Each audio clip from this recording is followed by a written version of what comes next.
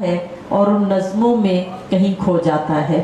تشریف لائیں گی ہمارے آج کے مشاعرے کی صدر محترمہ تنویر انجم.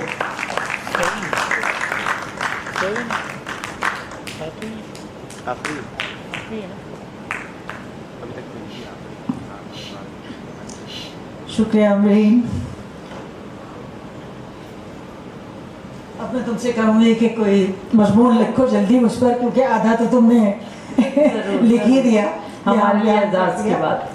تو بہت خوشی ہے مجھے یہاں پر آج اس مشاعرے میں شامل ہونے. داستان میں ہمیں زیادہ لگتی ہے جیسے کہ امرین کی نظم تھی یا ناصرہ کی نظم تھی. تو بہرحال اس منزل تک آتے آتے جہاں پر ہم ہیں اور اس شاعری میں اپنا اظہار کر رہے ہیں، تو اس میں ایک بہت ایک امپاورمنٹ ہے، بہت زیادہ جو ہمیں طاقت حاصل ہوئی ہے، اور وہ ہماری شاعری کے اس کا اظہار کرتی ہے. یہ باتیں جو ہم کر سکتے ہیں آج، وہ اس وجہ سے ہیں کہ ہم نے ایک بہت لمبی جدوجہد کی ہے، اور اس جدوجہد کا نتیجہ ہے کہ آج ہمارے پاس یہ کتابیں موجود ہیں ہم سب کے پاس. اور یہ کوئی آسان کام نہیں تھا، یہ ایک بڑی طویل جدوجہد رہی ہے. اور پہلے بہت کم خواتین ہوا کرتی تھیں، اور کچھ عرصہ پہلے تو آپ کو پتہ ہی ہے کہ کوئی بھی نہیں تھی.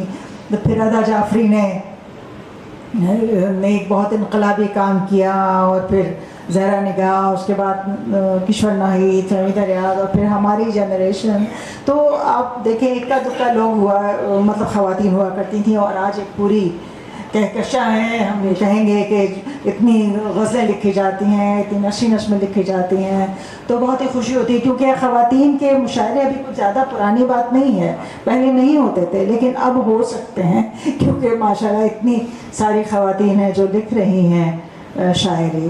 تو اس بات کی بہت خوشی ہے، اور خواتین کے مشاعروں میں شریک ہو کر اسپیشل خوشی حاصل ہوتی ہے. کیونکہ ہم سمجھتے ہیں کہ ہمارے مسائل، جیسے کہ عمر نے کہا کہ مسائل تو سب کے تو ایک جیسے نہیں ہوتے، لیکن بہرحال ہمیں ایک دوسرے کے مسائل کا شعور حاصل ہوتا ہے. میں نظم سناؤں گی جو بہت پرانی ہے، اکثر سنائی ہے میں نے، تو آج بھی سنا دیتی ہوں. تو اس کا عنوان ہے یہ محض اتفاق ہے. تمہارے شریر میں ایک بچہ ہے جسے کوئی ماں نہیں ملی. میرے دھیان میں ایک لوری ہے جو تمہیں سنائی جا سکتی تھی.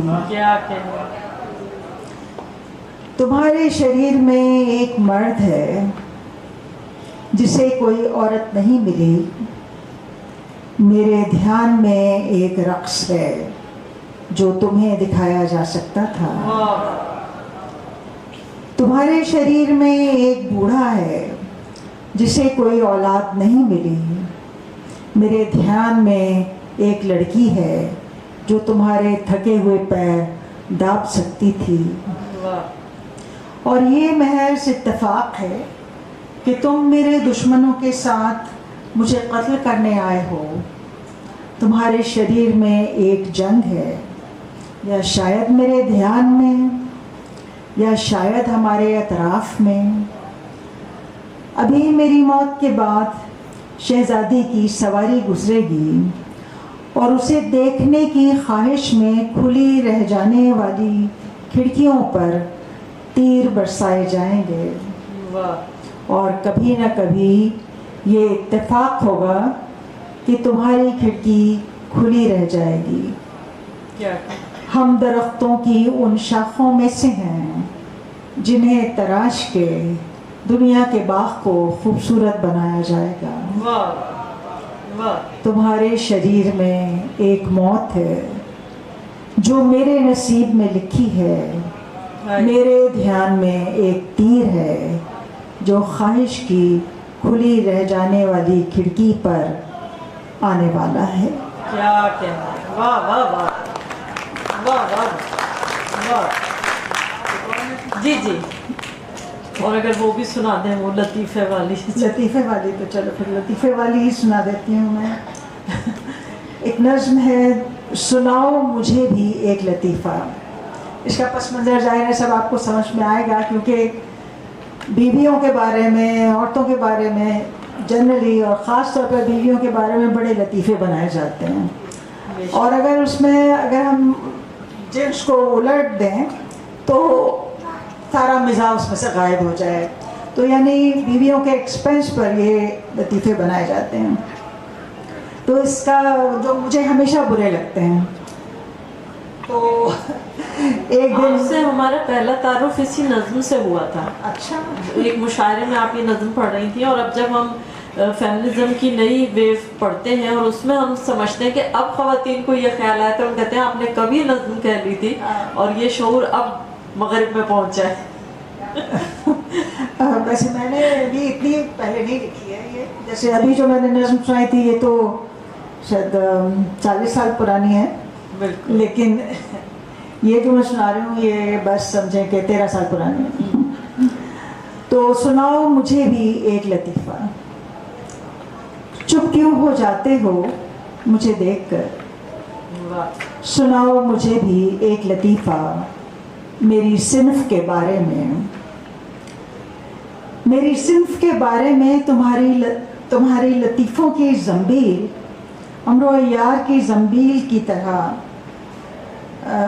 امرو یار زنبیل جیسی ہے، نکالو کوئی نیا یا صدیوں پرانا لطیفہ، محظوظ کرو مجھے جیسے تم کرتے ہو ایک دوسرے کو، میڈیکل کالج میں مردہ جسموں کی چیر پھاڑ کرتے ہوئے، اسٹاک ایکسچینج میں کاروبار کرتے ہوئے، یا خاتون سیاستدانوں کے بالوں کے انداز کا تجزیہ کرتے ہوئے، کیا کہ چپ کیوں ہو جاتے ہو مجھے دیکھ کر، سناؤ مجھے بھی ایک لطیفہ تاکہ میں ہنسوں اور ترقی کر سکوں تمہاری دنیا میں، پھر بنا سکوں تمہارے بارے میں لطیفوں کی زنبیل امرو عیار کی زنبیل کی طرح، اور سنایا کروں انہیں صرف اپنی صنف کے گروہوں میں، اور چپ ہو جایا کروں جب غلطی سے تم داخل ہو جاؤ میڈیکل کالج میں، اسٹاک ایکسچینج میں، یا ہماری پارلیمان میں۔ کیا کہنا ہے، واہ واہ واہ واہ واہ، تھینک یو۔ اختتام۔ بہت شکریہ تنویر انجم صاحبہ، لیکن فرمائش ہو رہی ہے کہ صدارتی کلام ابھی باقی ہے۔ صدارتی کلام باقی ہے، مطلب نظم کی صورت میں، یا ویسے تو میں نے کلام کر لیا جی۔ چلو ابھی یہ جو رخسانہ ایک نظم سنا رہی تھی اس سے مجھے خیال آیا اپنی ایک نظم کا، تو میں وہ سنا دیتی ہوں۔ اس کا عنوان ہے عالمی ادب میں خواتین۔ اس میں عالمی ادب کی جو میں خواتین ہیں ان کا کافی تذکرہ ہے، تو اگر خالی امید ہے کہ سمجھ میں مطلب ان کا ریفرنس آپ کو معلوم ہوگا۔ تو اس کا تھوڑا سا بیک گراؤنڈ اگر میں بتاؤں کہ میں پڑھاتی ہوں ورلڈ لٹریچر پڑھاتی ہوں، تو ایک یونیورسٹی میں مطلب وہ ینگ لڑکے لڑکیاں ہیں جن کو پڑھایا جاتا ہے، اور اکثر وہ بالکل دلچسپی نہیں لیتے تھے، تو اس لیے یہ اس نظم کی آمد ہوئی۔ بھر گئیں 1/4 کرسیاں کمرے کی نئے لوگوں سے، غم سے آزاد چہروں والے، پھر اینٹیگنی نے جان دے دی اپنے بھائی کی لاش کو دفن کرنے کے لیے۔ شکنتلا کو محبت میں محویت کے سبب بددعا ملی، کھو بیٹھی وہ انگوٹھی جس سے مشروط تھی دشیانت کی یادداشت۔ شہرزاد نے برداشت کی انتہا کر دی، 1001 راتوں تک ایک قاتل کو کہانیاں سناتے بغداد کی لڑکیوں کو بچانے کے لیے۔ میرا بائی نکل گئی جنگلوں میں جوگیوں کے ہمراہ، یا شاید سما گئی کرشن کی مورتی میں اپنے محل کے قاتلوں سے بچ کر۔ गला घोंट दिया। हासिद ओथेलो ने एक नाकाबिले बर्दाश्त इल्ज़ाम के बोझ से निजात के लिए सो जाने वाली डेस्टिमोना का। क्या कहना। एमिली डिकिंसन सवार हो गई एक रथ पर मौत के साथ। सिल्विया प्लैथ ने गाली दी अपने बाप को और गैस भरे चूल्हे में सर दे दिया। घूमती रही कमरे में अपनी दर्द भरी चीखों के साथ। फतवा तुकान, नवाल अल सादवी, अरुंधति रॉय फिर उठ गए।